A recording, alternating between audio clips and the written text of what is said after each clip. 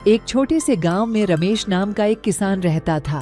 रमेश के पास थोड़ी सी जमीन थी जिस पर वह खेती करके अपना गुजारा करता था। उसके परिवार में उसकी पत्नी सविता और 2 छोटे बच्चे थे। रमेश बहुत मेहनती था, लेकिन उसकी फसल अक्सर मौसम की मार झेल नहीं पाती थी। कभी सूखा, कभी बाढ़, तो कभी कीटों का प्रकोप उसकी मेहनत पर पानी फेर देता था। एक बार गांव में एक बहुत बड़े संत आए। संत के पास बड़ी भीड़ उमड़ी हुई थी। लोग अपनी समस्याएं लेकर उनके पास जा रहे थे और संत सबको मार्गदर्शन दे रहे थे। रमेश ने भी सोचा कि क्यों न अपनी समस्याओं का समाधान संत से पूछा जाए। वह संत के पास गया और अपनी सारी समस्याएं बताई। संत ने उसकी बात ध्यान से सुनी और मुस्कुराते हुए बोले, तुम्हारी समस्याओं का समाधान तुम्हारे ही भीतर है। तुम्हें बस अपने अंदर की शक्ति को पहचानना होगा। रमेश को संत की बात थोड़ी समझ में आई, लेकिन वह पूरी तरह से संतुष्ट नहीं हुआ। उसने सोचा कि शायद उसे कुछ और मेहनत करनी चाहिए। रमेश ने अगले दिन से और भी अधिक मेहनत करनी शुरू कर दी। सुबह से शाम तक वह खेतों में काम करता रहता और रात को थक कर चूर हो जाता। उसकी पत्नी सविता भी उसकी मदद करती, लेकिन फसल की हालत वैसी ही रही। एक दिन रमेश ने गाँव के बुजुर्ग किसान से सलाह लेने का सोचा। बुजुर्ग किसान ने कहा, बेटा, मेहनत करना अच्छी बात है, लेकिन अगर सही दिशा में मेहनत न हो तो उसका कोई फल नहीं मिलता। तुम्हें अपने काम के तरीके में बदलाव करना होगा। रमेश ने सोचा कि क्यों न नए तरीकों को अपनाया जाए।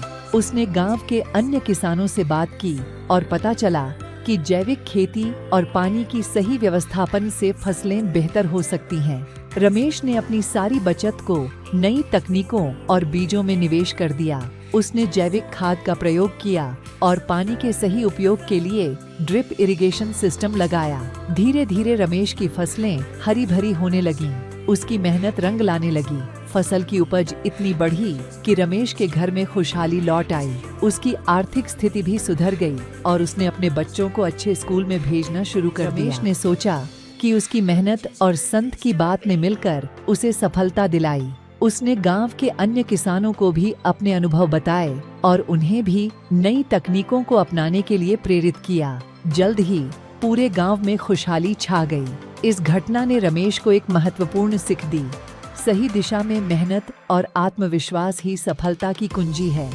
संत की बातों का असली मतलब अब रमेश को समझ में आया। उसने महसूस किया कि उसके अंदर की शक्ति ही उसकी सबसे बड़ी ताकत थी, और जब उसने सही दिशा में मेहनत की तो सफलता उसके कदम चूमने लगी। रमेश ने सोचा कि उसकी मेहनत और संत की बात ने मिलकर उसे सफलता दिलाई। उसने गांव के अन्य किसानों को भी अपने अनुभव बताए और उन्हें भी नई तकनीकों को अपनाने के लिए प्रेरित किया।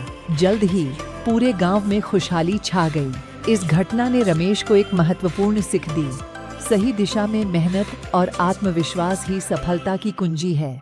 संत की बातों का असली मतलब अब रमेश को समझ में आया।